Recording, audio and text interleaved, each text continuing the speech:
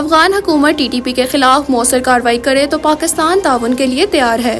وزیر اعظم بین الپارلیمانی speakers conference کی افتتاحی تقریب سے خطاب کرتے ہوئے وزیر اعظم شہباز شریف کا کہنا تھا کہ امن و استحکام ہی پائیدار ترقی کی بنیاد ہے۔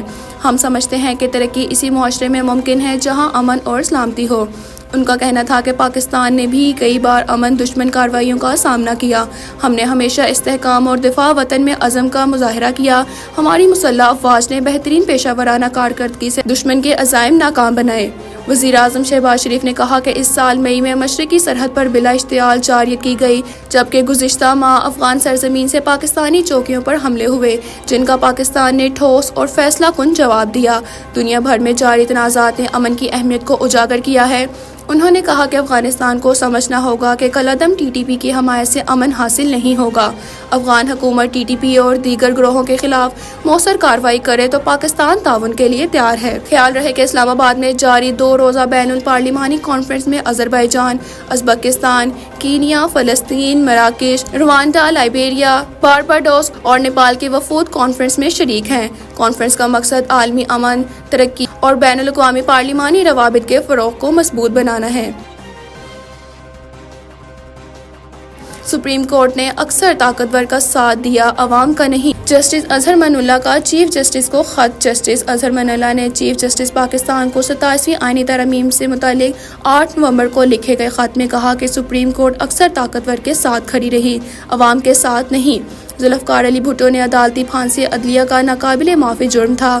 بے نظیر بھٹو، نواز شریف، مریم نواز کے خلاف کارروائیاں بھی ایک ہی سلسلے کی کڑیاں ہیں، جبکہ بانی PTI کے ساتھ ہونے والا سلوک اسی جبر کی تسلسل کا حصہ ہے۔ انہوں نے لکھا کہ اسلام آباد ہائی کورٹ کو عوامی اعتماد حاصل کرنے پر نشانہ بنایا گیا۔ بہادر ججز کے خط اور اعتراف سپریم کورٹ کے ضمیر پر بوجھ ہے۔ ہم سچ جانتے ہیں مگر صرف چائے خانوں میں سرگوشیوں تک محدود ہیں۔ سپریم کورٹ کے جج نے اپنے خط میں لکھا کہ بیرونی مداخلت اب کوئی راز نہیں، ایک کھلی حقیقت ہے۔ جو جج سچ بولتا ہے وہ انتقال کا نشانہ بنتا ہے، جو جج نہیں جھکتا اس کے خلاف احتساب کا ہتھیار استعمال ہوتا ہے۔ یاد رہے کہ مجوزہ 27ویں آئینی ترمیم کے حوالے سے گزشتہ روز جسٹس منصور علی شاہ کا چیف جسٹس کو لکھا گیا خط بھی سامنے آیا تھا، جس میں انہوں نے کہا تھا کہ عدلیہ متحد نہ ہوئی تو اس کی آزادی اور فیصلے متاثر ہوں گے۔ مجوزہ آئینی ترمیم پر عدلیہ سے باضابطہ مشاورت کی جائے۔ شیخ وقاص اکرم کے وارنٹ گرفتاری، عمر ایوب اور زرتاج گل کا پاسپورٹ بلاک کرنے کا حکم اسناد دہشت گردی۔ عدالت نے شیخ وقاص اکرم کے وارنٹ گرفتار جاری اور عمر ایوب، زرتاج گل کا پاسپورٹ بلاک کرنے کا حکم دے دیا۔ اسلام آباد کے اسناد دہشت گردی عدالت میں PTI رہنماؤں کے خلاف 26 نومبر کے احتجاج سے متعلق مقدمات کی سماعت ہوئی، جس میں عدالت نے شیخ وقاص اکرم کے وارنٹ گرفتاری جاری کر دیے۔ عدالت نے PTI رہنما عمر ایوب اور زرتاج گل کے پاسپورٹ بلاک کرنے کا بھی حکم دے دیا۔ کیس کی سماعت اسناد دہشت گردی عدالت کے جج طاہر عباس سپرا نے کی۔ عدالت نے متعلقہ حکام کو ہدایت کی کہ دونوں رہنماؤں کے پاسپورٹ بلاک کر کے رپورٹ عدالت میں پیش کی جائے۔ عدالت نے تمام فریقین کو آئندہ سماعت کے لیے طلب کرتے ہوئے کیس کی مزید کارروائی 3 دسمبر تک ملتوی کر دی۔ افغانستان میں جدید اسلحے کے ذخائر، خطرے کی سلامتی کو شدید خطرات لاحق ہے۔ پاکستان اقوام متحدہ میں پاکستان کے مستقل مندوب عاصم افتخار احمد نے افغانستان میں دہشت گرد گروپوں کو غیر قانونی اسلحے تک رسائی کو علاقائی امن کے لیے ایک سنگین خطرہ قرار دیتے ہوئے عالمی برادری سے فوری اقدامات کی اپیل کی ہے۔ عاصم افتخار احمد نے اپنے خطاب میں کہا کہ افغانستان میں دہشت گرد تنظیم کھلے عام کارروائیاں کر رہی ہے، جو نہ صرف افغانستان کے سلامتی بلکہ پورے خطے کے لیے ایک سنگین مسئلہ بن گیا ہے۔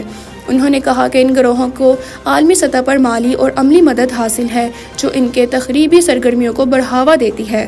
پاکستان کے مستقبل مندوب نے کہا کہ یہ دہشت گرد گروہ پاکستانی شہریوں اور قانون نافذ کرنے والے اداروں کے خلاف اسلحے کا استعمال کر رہے ہیں، جس کی وجہ سے ہزاروں بے گناہ پاکستانیوں کی جانیں ضائع ہو چکی ہیں۔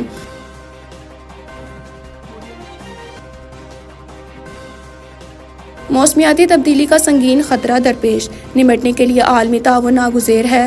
اسحاق ڈار۔ مارگلا ڈائیلاگ 2025 سے خطاب کرنا میرے لیے باعث اعزاز ہے۔ انسانیت کو آج کئی طرح کے چیلنجز درپیش ہیں۔ نائب وزیر اعظم نے کہا کہ سلامتی کونسل عالمی امن و استحکام کی بنیادی ذمہ داری پوری کرنے میں ناکام ہے۔ عالمی ادارے کمزور ہوتے جا رہے ہیں۔ پاکستان کو موسمیاتی تبدیلی کا سنگین خطرہ درپیش ہے۔ اسحاق ڈار نے کہا کہ پاکستان کا کاربن اخراج میں حصہ نہ ہونے کے برابر ہے، لیکن پاکستان موسمیاتی تبدیلی سے سب سے زیادہ متاثر ہو رہا ہے۔ چیلنجز سے عہدہ بڑھانے کے لیے کثیر الجہتی اداروں کو مضبوط کرنا ضروری ہے۔ انہوں نے کہا کہ عالمی تعاون اور نفاذ کے مؤثر نظام کے بغیر چیلنجز سے نمٹنا ممکن نہیں۔ عالمی معاشی مساوات کو فروغ دینا ضروری ہے۔ اس مکالمے کا موضوع عصر حاضر کے تقاضوں سے انتہائی مطابقت رکھتا ہے۔ انہوں نے یہ بھی کہا کہ قرضوں کے بحران نے دنیا کے 100 سے زائد ممالک کو منفی طور پر متاثر کیا ہے۔ ڈیجیٹل ٹیکنالوجی تک سب کے لیے۔